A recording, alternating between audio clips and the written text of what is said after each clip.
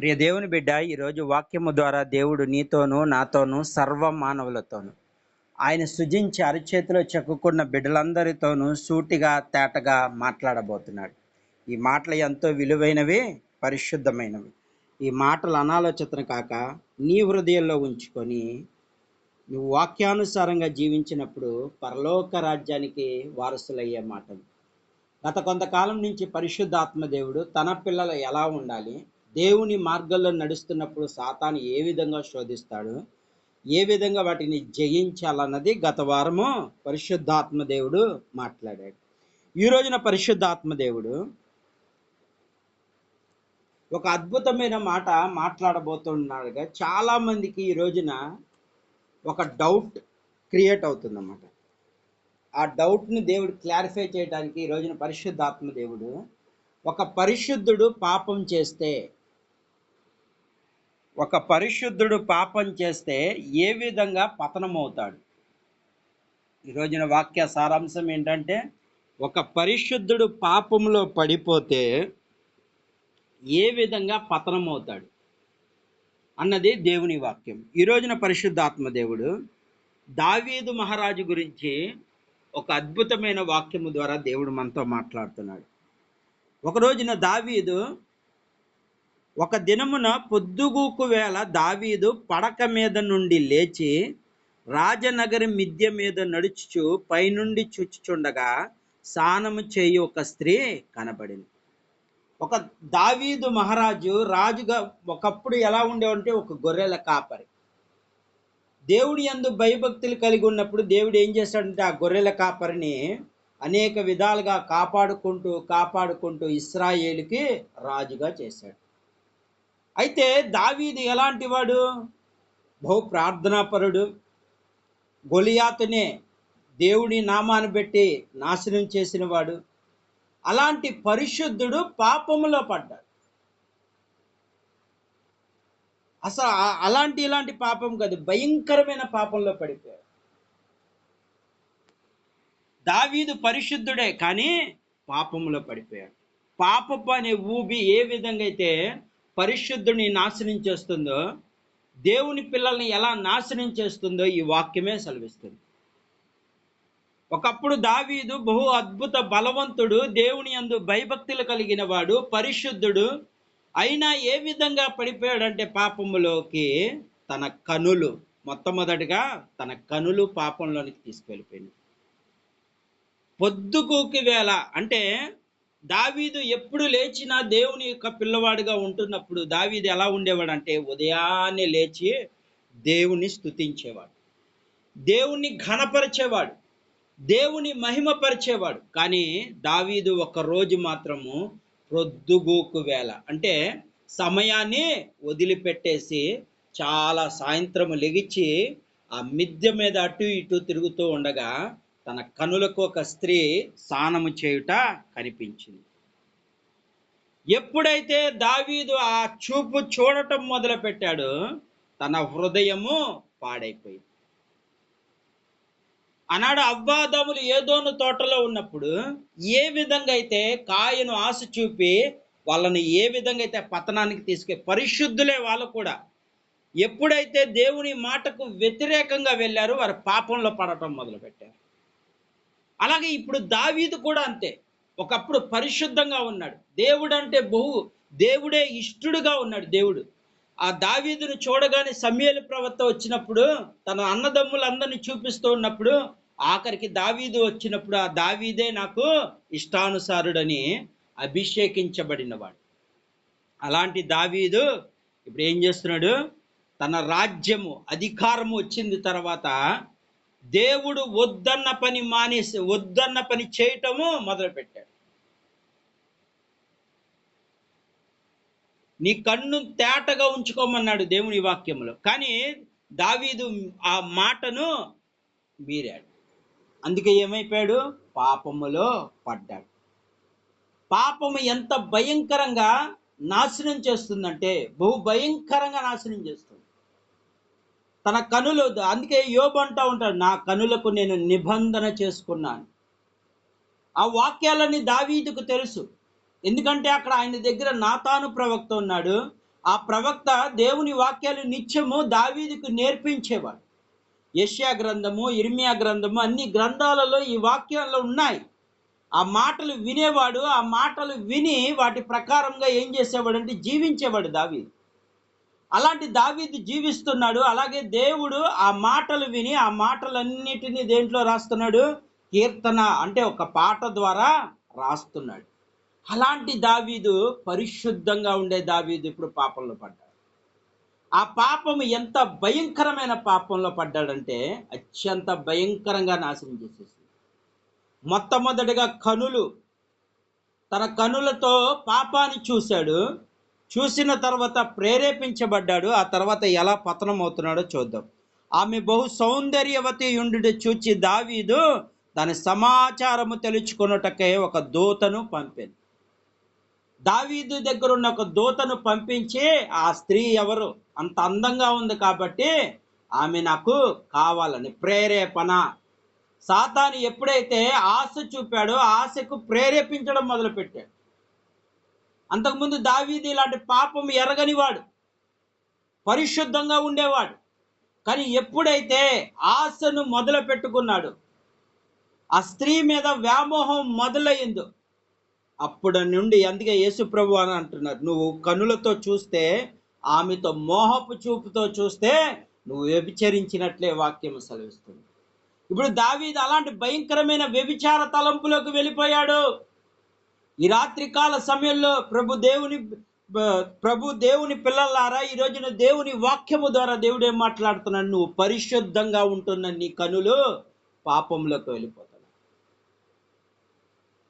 ఎక్కడ చూసినా ఈ రోజున గూగుల్లో కానీ యవ్వనస్తులు పాడైపోతున్నారంటే భయంకరమైన పాపము, భయంకరముగా వీడియోస్ ఇలా భయంకరంగా మనిషిని పాడు చేసేస్తుంది. శరీరం అనే దేవాలయాన్ని ఈ రోజున పాడు చేసేస్తుంది. ఇన్స్టాగ్రామ్ ద్వారా, యూట్యూబ్ల ద్వారా అనేక విధాలుగా పాడైపోతున్నారు.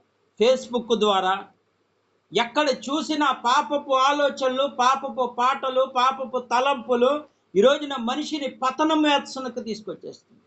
దావీదు కూడా పరిశుద్ధంగా ఉండేవాడు, కానీ ఏమైపోయాడు? పాపములోకి దిగజారిపోయాడు. గొలియాతును పడగొట్టినవాడు,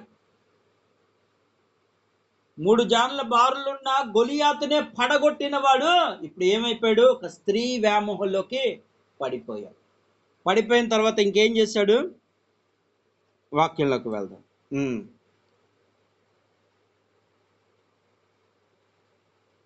అతడు వచ్చి ఆమె ఏలియా కుమార్తె అయిన హిత్యుడగు ఊరియాకు భార్య అయిన బెత్షెబాని తెలియచేసి, ఒక దూతను పంపగానే ఆమె యొక్క సమాచారాన్ని తెలుసుకున్నాడు.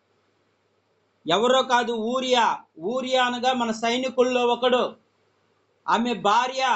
ఇప్పుడు ఊరియా ఇక్కడ లేడు, యుద్ధానికి వెళ్ళాడు, యుద్ధానికి మనం పంపించాము అనగానే ఇక దావీదు దూతల చేత ఆమెను పిలవనంపించిన. ఏం చేశాడు? ఇప్పుడు ఆయన చూడటమే కాక ఇప్పుడు ఆమెను ప్రేరేపించడం మొదలుపెట్టాడు. వెళ్ళి పిలిపించుకురా. గర్వం, రాజుననే గర్వం ఏర్పడిపోయింది అక్కడ. సాతాను ఏలుబడి చేసేసింది దావీదులోకి.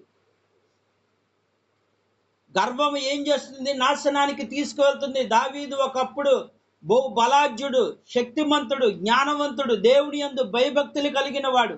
అలాంటి వాడు ఇప్పుడు ఏమైపోతున్నాడు? సాతానుకు లోబడిపోయాడు. తన కనుల ద్వారా పాపము చూసి ఆ పాపానికి ఇప్పుడు లోబడిపోయాడు. ఆ లోబడిపోవడం ద్వారా ఇప్పుడు ఏమైపోతున్నాడంటే సాతాను చేతిలో బందీకానం అయిపోయాడు. ఇక ఏమంటున్నాడు? తన భర్త లేడు కాబట్టి పిలిపించుకురా. తర్వాత ఏం చేస్తున్నాడు? ఆమె అతని యొద్దకు రాగా అతడు ఆమెతో పాపం చేశాడు. ఇక రాజుగారి యొక్క ప్రేరేపణ బట్టి, అమ్మో రాజుగారు చంపేస్తారని చెప్పి ఆమె కూడా పాపం చేయటం మొదలుపెట్టింది. ఇరువురు పాపం చేయటం మొదలైంది. ఇక అనుకుంటున్నాడు దావీదు, మమ్మల్ని ఎవరు పట్టించుకోరు, మా గురించి చెప్పేవాళ్ళు ఎవరు లేరు అనుకుంటున్నాడు. ఇక విస్తారంగా పాపం చేస్తూ చేస్తూ చేస్తూ ఉండగా ఆమె గర్భము ధరించింది. ఇక దావీదుకు భయం ఏర్పడిపోయింది. ఇప్పుడు ఈమె గర్భము ధరించింది, నువ్వు అర్జెంటుగా వెళ్ళి యూరియాని పిలిపించుకురా, ఇప్పుడు పన్నాగాలు పన్నుతున్నాడు. యూరియాని పిలిపించుకురా నువ్వు అని అక్కడ ఉన్న సైన్యాలు పిలిచి యుద్ధం నుంచి రప్పించి అక్కడ అక్కడ అంటూ ఉంటాడు యూరియా, అయ్యా నేను అక్కడ యుద్ధం చేయాలి కదా, రాజుగారు రమ్మంటారేంటి అంటే, రాజుగారు రమ్మంటున్నారు వచ్చేయను కానీ వచ్చేసాడు.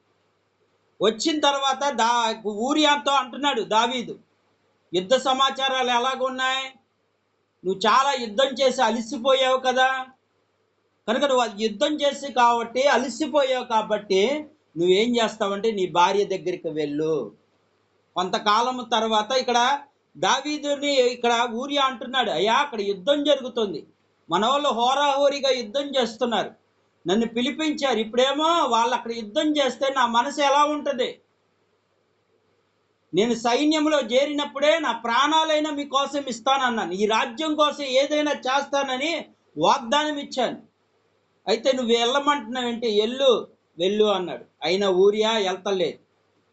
ఇప్పుడు ఏం చేస్తున్నాడు యూరియాకి, సరే ఈరోజున నా దగ్గర ఉండి చక్కగా కడుపు నిండా తిని బలం పొంచుకొని నీ భార్య దగ్గరికి వెళ్ళి అన్నాడు. అయినా అక్కడ ఊరియా వెళ్తలేదు. అయ్యా నీకు నేను కాపలాగా ఉండాలి, అక్కడ యుద్ధము గెలిచి వాళ్ళు ఒకవేళ ఇటు వస్తే వాళ్ళతో యుద్ధం చేయడానికి నేను ఉండాలని కాపలా కాస్తున్నాడు.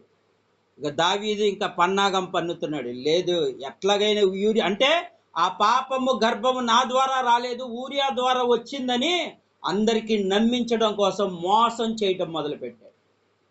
చూసారా పాపం ఎంత భయంకరంగా ఎలా వేధిచ్చేస్తుందో, భయంకరమైన తలంపులతో ఉండిపోయాడు దావీదు. ఒకటి కన్నులతో చూశాడు, రెండోది ప్రేరేపించబడ్డాడు, ఇప్పుడు ఏం చేస్తున్నాడు, మోసం చేయటానికి ప్రయత్నం చేస్తున్నాడు. మోసము చేయటము తర్వాత అక్కడ ఊరియా ఎంతో నమ్మకస్తుడిగా ఉన్నాడు. రాజా నేను ఎక్కడికి వెళ్ళాలి, నేను వెళ్ళను అంటా ఉంటే అక్కడ ఏం చేస్తున్నాడు, రాజా నేను వెళ్ళనంటే వెళ్ళను అంటా ఉన్నప్పుడు ఇక లాభం లేదని చెప్పి దావీదు ఇప్పుడు ఏం చేస్తున్నాడు, మందునే ఆయనకి పట్టిస్తున్నాడు, మత్తు పానీయాలు ఇప్పిస్తున్నాడు, ఇదిగో ఈ ద్రాక్ష రసము తాగు. ఏం చేస్తున్నాడు, వాక్యము ద్వారా వెళ్దాం.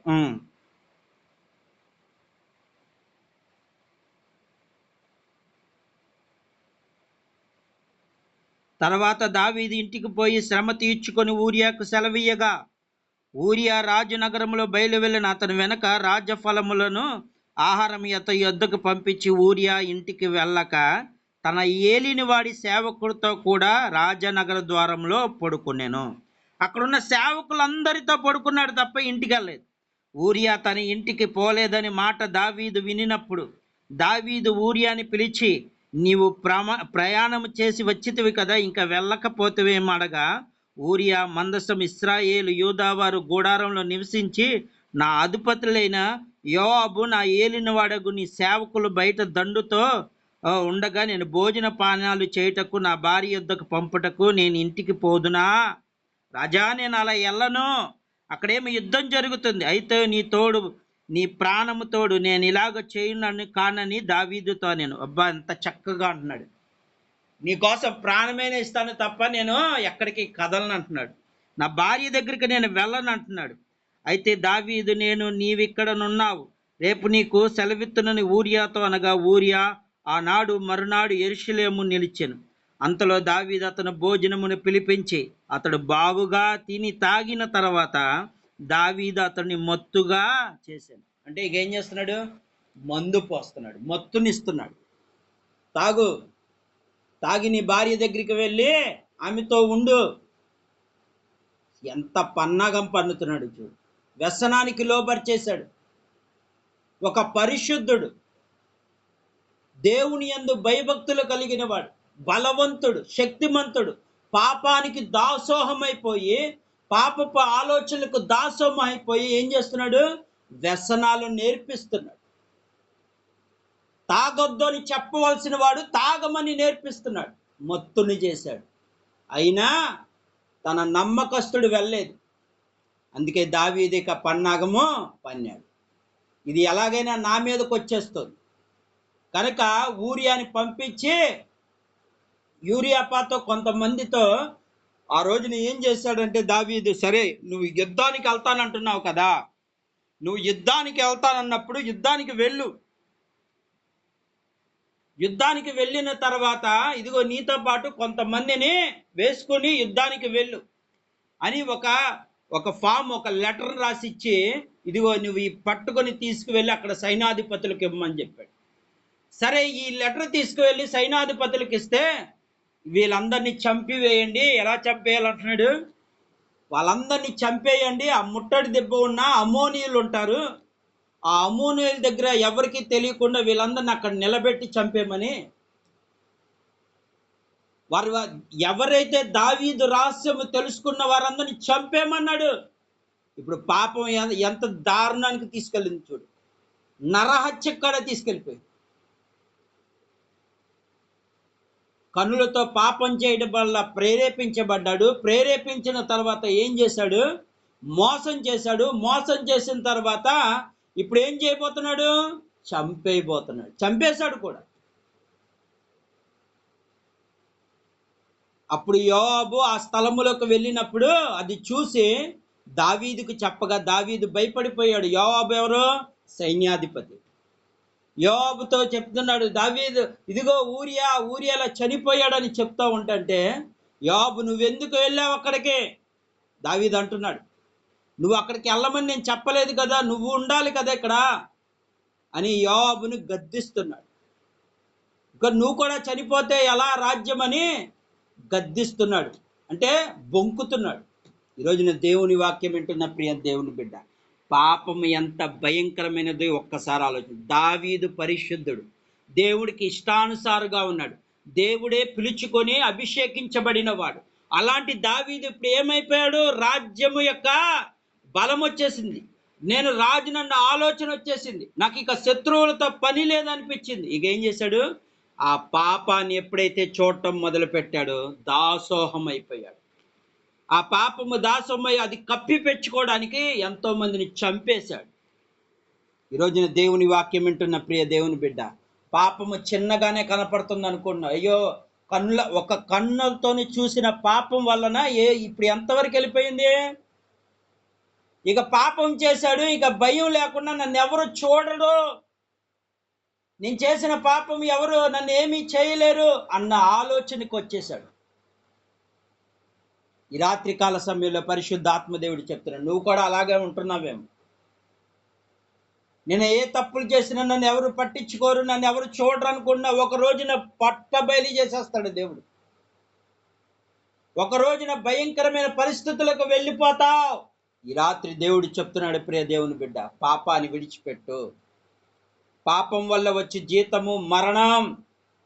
ఆ మరణము ఆధ్యాత్మిక మరణం కాదు, నరకమనే మరణం. దేవుడు ఎంత గద్దించినా నువ్వు సరి చేసుకోకపోతే హఠాత్తుగా నాశనం వచ్చేస్తుంది. ఈరోజున యూట్యూబ్లో వాక్యం వింటున్న ప్రియ దేవుని బిడ్డ, ఎవరెవరైతే ఏ పాపములో ఉంటున్నారో ఈరోజు నువ్వేం చేయాలంటే దేవుని యందు పశ్చాత్తాపడాలి. దావీదుకి అప్పుడు పశ్చాత్తాపం కూడా లేదు.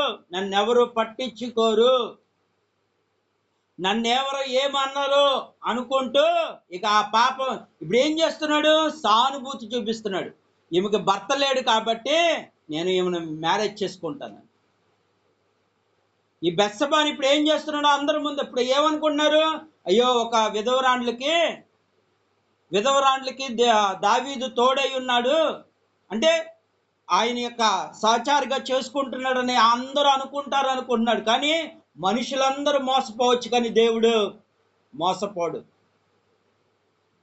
మనుషులందరి ముందు వేషధారణ ధరించాడు దావీదు ఇప్పుడు. అందుకే దేవుడు అంటున్నాడు, వేషధారణకు నాకు ఇష్టం లేదన్నాడు, ఉమ్మోస్తానంటున్నాడు. ఇప్పుడు మంచోడు అనిపించుకుంటున్నాడు. ఊరియా చనిపోయిన కొన్నాళ్ళ తర్వాత నేను ఈమెను వివాహం చేసుకుంటాను, ఈమెకు తోడు కావాలి కదా అని చెప్పి సానుభూతిని ప్రకటిస్తున్నాడు. ఎంత ఘోర పాపము! ఒక పాపము, చిన్న పాపం, పొద్దుకోకి వేళ ఒక స్త్రీ స్నానం చేయటము చూసి మోహించడం ద్వారా ఎంత అనర్థం వచ్చిందో చూడు.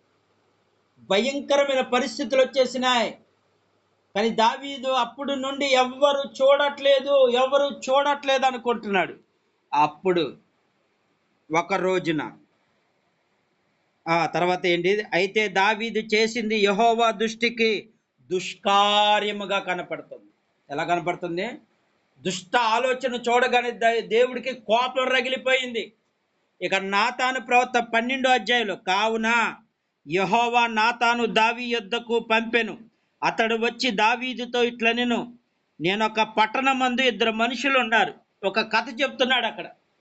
ఒక పట్టణమందు ఇద్దరు మనుషులు ఉన్నారు. ఒకడేమో బాగా ధనవంతుడు, ఒకడేమో పేదవాడు. ఆ పేదవాడికి ఒక గొర్రె పిల్ల ఉంది. ఆ గొర్రె పిల్లని ఎంతో చక్కగా చూసుకుంటున్నాడు. తన నిద్రపోతుండగా తన పక్కలో పడుకోబెట్టుకొని ముద్దులాడుతూ చక్కగా చూసుకుంటున్నాడు. ఒక కన్న కూతురులాగా చూసుకుంటున్నాడు. అలాంటి కూతురులాగా చూసుకుంటున్న గొర్రె పిల్లను ఒక ధనవంతుడు చూశాడు. ఏం చేశాడు? ఒక ధనవంతుడు చూశాడు. ఆ ధనవంతుడు దాని మీద ఆశపడి దాన్ని లాక్కెళ్ళిపోతా ఉంటే ఆ పేదవాడు అల్లాడిపోతున్నాడు. ఆ లాక్కెళ్ళిపోయిన క్రమంలో అతన్ని కూడా చంపేశాడు. ఇప్పుడు వీడిని ఏం చేయాలి అని దావీదుని అడుగుతా. దావీదు అంటాడు, ఒక గొర్రె పిల్ల బదులు 4 గొర్రెలు ఇవ్వాలన్నాడు. అలా చేసిన వారిని చంపేయాలన్నాడు. అప్పుడు ఇక్కడ ఏమంటున్నాడు? వాక్యంలోకి వెళ్దాం.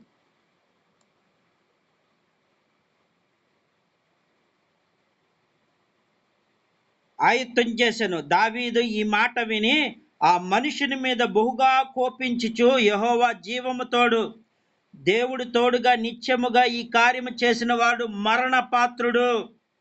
వాడు కనికరము లేక ఈ కార్యము చేసిన గనక ఆ గొర్రె పిల్లకు ప్రతిగా 4 గొర్రె పిల్లలు ఇవ్వవలెనని నాతానుతో అనెను. నాతాను దావీదును చూచి, ఆ మనుష్యుడు నీవే. ఏమన్నాడు? అలాంటి పాపం చేసింది నువ్వే, ఆ మనుషుడు ఎవరో కాదు, నువ్వే చేసావనగానే అప్పుడు దావీదు తన పాపాన్ని అప్పుడు గుర్తుకొచ్చింది. ఏం చేస్తున్నాడు? ఇశ్రాయేలు దేవుడైన యెహోవా సెలవిచ్చిందేమనగా, ఇశ్రాయేలు మీద నేను నిన్ను రాజుగా పట్టాభిషేకము చేసి సౌలు చేతి నుండి నిన్ను విడిపించి నీ యజమాని నగరాన్ని నీకు అనుగ్రహించి నీ యజమాని స్త్రీలను నీ కౌగిట చేర్చి ఇశ్రాయేలు యూదా వారిని అప్పగించి తిని, ఇది చాలదని నువ్వు అనుకుని ఎడలా నేను మరీ ఎక్కువగా నీకు ఇచ్చేదను. నీవు యెహోవా మాట తృణీకరించి ఆయన దృష్టికి చెడుతనం చేసితివి. హిత్యుడేగు ఊరియా కత్తి చేత చంపించి అతని భార్యను నీకు భార్య అగునట్లుగా నువ్వు పట్టుకొని ఉన్నావు. అమ్మోని చేత నీవు అతన్ని చంపించితివి కదా. నీవు నన్ను లక్ష్యము చేయక హిత్యుడగు ఊరియా భార్య నీకు భార్య అగునట్లు చేసుకున్నందున నీ ఇంటి వారికి సదాకాలం యుద్ధము కలుగును. ఏమైంది? ఇక నీ ఇంటిలో ప్రతిరోజు యుద్ధము జరగబోతోంది. ఇలాంటి యుద్ధం కాదు.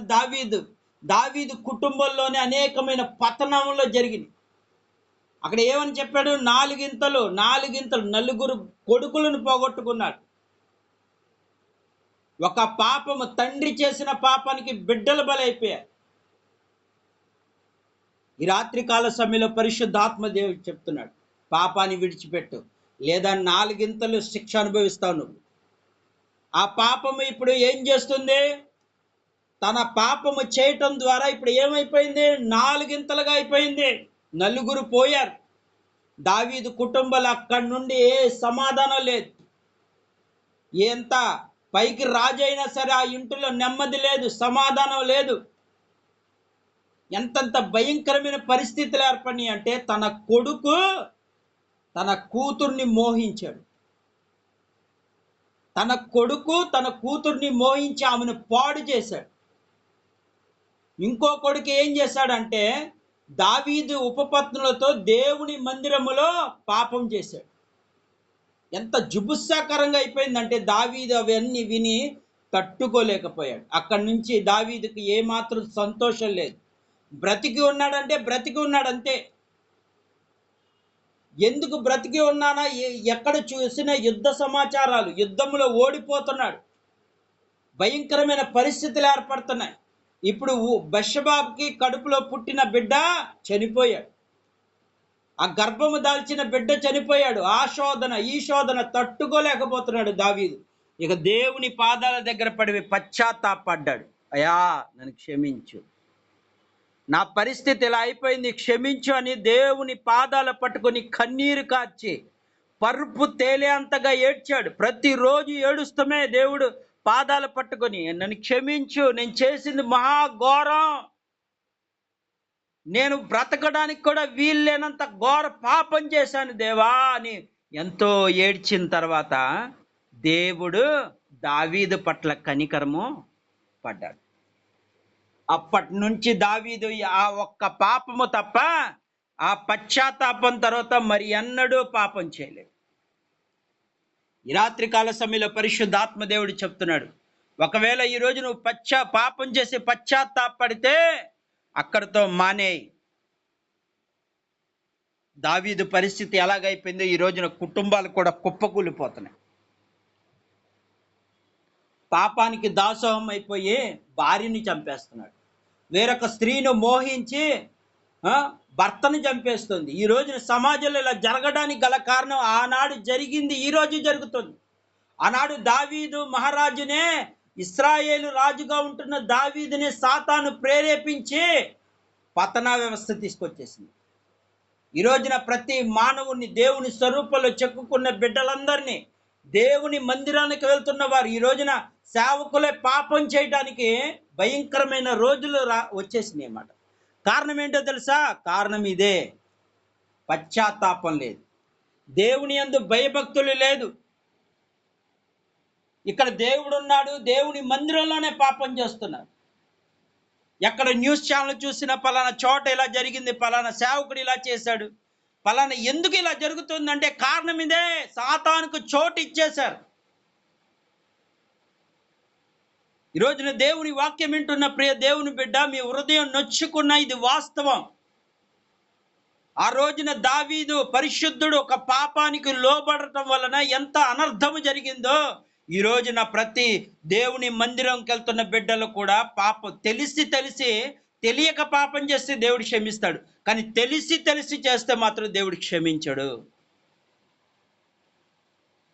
కానీ దావీదు ఏం చేశాడంటే పశ్చాత్తాపడిన తర్వాత ఎన్నడూ ఆ పాపం జోలికి వెళ్ళలేదు. ఇకంటే అలాంటి తలంపులకు వెళ్ళలేకపోయాడు. ఈ రోజున దేవుని వాక్యం వింటున్న ప్రియ దేవుని బిడ్డ, నువ్వు కూడా పశ్చాత్తాపడు.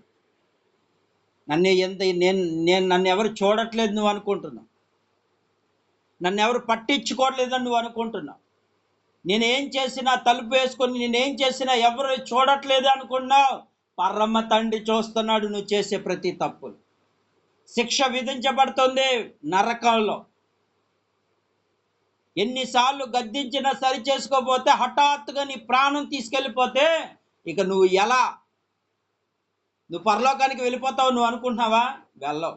నువ్వు ఎంత బాప్తీసం పొందుకొని వాక్యాన్ని చదివి ప్రార్థన చేసినంత మాత్రాన నీలో పరిశుద్ధత లేకపోతే నువ్వు పరలోకానికి చేరటం ఇంపాసిబుల్, సాధ్యము కాదు. దేవుని వాక్యానికి నువ్వు లోబడి జీవించడం ద్వారానే నువ్వు పరలోకానికి వెళ్తావు. యేసయ్య ఏ మార్గంలో వెళ్ళాడు? ఆయన అంటున్నాడు, నాలో ఏమైనా పాపము కనిపించిందా మీకు అని సవాలు విసురుతున్నాడు. మరి నువ్వు చెప్పగలవా? నేను పాపము చేయలేదు, నా మీద పాపం ఏమైనా నిరూపించగలవని ఎవరికైనా చెప్ప. నువ్వు ప్రతిరోజు పాపం చేస్తున్నాను.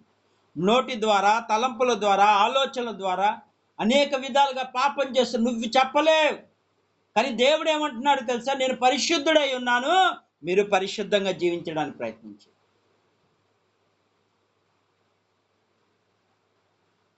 నీకొచ్చే పాడు తలంపులు వస్తే దేవుడి సన్నిధానంలో మోకరించు. నిన్ను పాడు చేస్తున్న తలంపులే ఇప్పుడు దావీదు యొక్క తలంపులు పాడు చేసేసింది సాతాను. ఆ మోహపు చూపు చూడటం ద్వారా కన్ను తేటగా ఉండాల్సింది పోయి ఇప్పుడు ఏంటి? ఆలోచనలకు వెళ్ళిపోయి భయంకరమైన కుయుక్తులు చేయటం మొదలుపెట్టాడు. ఆఖరికి నమ్మకమైన సేవకుని చంపేసుకున్నాడు. తన గురించి ఎవరెవరో తెలిస్తే వాళ్ళందరినీ చంపేశాడు. ఒక ఆలోచన ఎంత భయంకరం ఆలోచించు. నీ చూపు చూడటం వల్ల, వాటి మీద ఆశ పెట్టుకోవడం వల్ల ఎంత అనర్థం జరిగిందో చూడు. ఈ రోజున ప్రతి కుటుంబంలో ఇదే జరుగుతుంది, ప్రతి ఒక్క మందిరాలు ఇదే జరుగుతుంది, ఇదే పాపం విస్తరిస్తుంది. యెజబెల్ ఆత్మ అలాగే ప్రేరేపించిందంట. ప్రకటన గ్రంథంలో ఆయన రాయబడి ఉంది, యెజబెల్ ఆత్మ ప్రేరేపించడం ద్వారా అందరూ మత్తులైపోయి ఉన్నారు, పాపానికి దాసులైపోయి ఉన్నారు ఈ రోజున. కానీ దేవుడు ఏమంటున్నాడంటే, ఒక రోజు ఉంది నీకు. దావీదు అనుకున్నాడా? కానీ ఏమన్నాడు? నాతాను ప్రవక్త వచ్చి ఆయనకి ఎక్స్ప్లెయిన్ చేసినప్పుడు ఏమన్నాడు?